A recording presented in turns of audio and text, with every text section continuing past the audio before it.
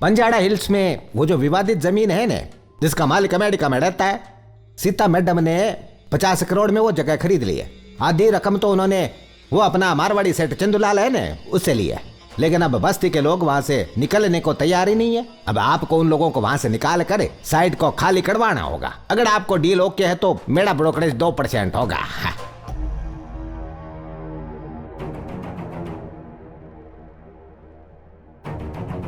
उसे अंदर बुला। Hi Sita, nice to meet you. दुनिया के सारे दुख, गरीबों का दर्द, परिवार की तकलीफें सब बर्दाश्त कर सकता हूँ, लेकिन एक सुंदर लड़की का दर्द नहीं। इसे हवस कहते हैं। इनकी बातों का बुरा मत मानना, ये मुझसे बहुत प्यार करते हैं। ये हमारे जय बाबू हैं। बचपन में जब मैं जॉन्डिस की वजह से मरने वाला था, इन्होंने मेरे पिता को 5,000 रुपए देकर मुझे मरने से बचाया था। सदा इनका आभारी रहूंगा। आज तक अपने किए पर पछता रहा हूं मैं। ये तो इनके प्यार दिखाने का तरीका है। मुझे तो नफरत दिखाई दे रही है सर। अगर एक मनुष्य की हम लगातार तारीफ करते रहें तो वो सीखना बंद कर देता है। अरे इन जैसे निंदा करने वाले लोग चाहिए हमें, अगर लाइफ में तरक्की करनी हो।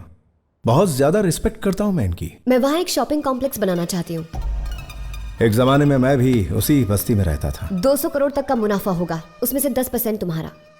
मैं एक MLA हूँ, लोगों का वो क्या कहते हैं जय बाबू? लोगों का प्रतिनिधि। हाँ। जो तुम हरगिज नहीं हो। 20%। जरूरत से ज्यादा दौलत हमें बर्बादी की ओर ले जाती है। मेरी हजारों करोड़ की संपत्ति बढ़ती जा रही है। तो क्या चाहिए? सौंदर्य। मेरी धर्म पत्नी सौंदर्य।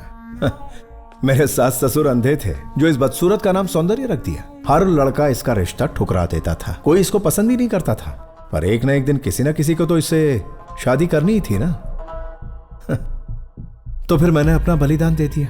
झूठ बोलता है कमीना। इसने खुद MLA बनने के लिए एक MLA की बेटी से शादी की और इसके बेचारे ससुर ने खुश होकर इसे अपनी MLA की कुर्सी दे दी। जय बाबू क्या कह रहे हैं? मेरी पत्नी के घर में एक से बढ़कर एक बदसूरत लोग हैं और उनका सपना था कि उनकी अगली पीढ़ी खूबसूरत हो, और इसीलिए मेरे ससुर जी ने मुझे अपना दामाद चुन लिया। मैं तो बेचारा उनके स्वार्थ के आगे झुक गया। मैंने अपना पति धर्म निभाने में कोई कसर नहीं छोड़ी और इसीलिए आज दो अनमोल रतन है मेरे। लेकिन मेरे इस प्यासे दिल को हमेशा से बस आप जैसी खूबसूरत परी की तलाश थी। इसकी नीच सोच को मेरा प्रणाम। 90% मर्दों की सोच ऐसी ही होती है जय बाबू। कुछ ही मेरे जैसे साफ दिल वाले होते हैं जो डायरेक्ट बोलते हैं मैं तुमसे शादी करना चाहता हूँ। What? बस शादी की बात कर रहे हैं, कोई जबरदस्ती थोड़ी कर रहे हैं। देखा कैसे भड़क रही है। इसे तो बख्श दे रे बाबा। तेरे सामने तो भयंकर राक्षस भी मिट्टी में मिल जाते हैं और ये बेचारी तो लड़की है। करेक्ट, तुम एक हसीन लड़की हो और मैं तुम्हारी मदद करूंगा, लेकिन बदले में तुम्हें भी मेरी मदद करनी पड़ेगी। मुझसे शादी कर। ये शादी, कस्मे, वादे, ऑल दिस नॉनसेंस मुझसे वर्कआउट नहीं होगा। तो चलो बिना किसी रिश्ते के साथ में रह लेते हैं।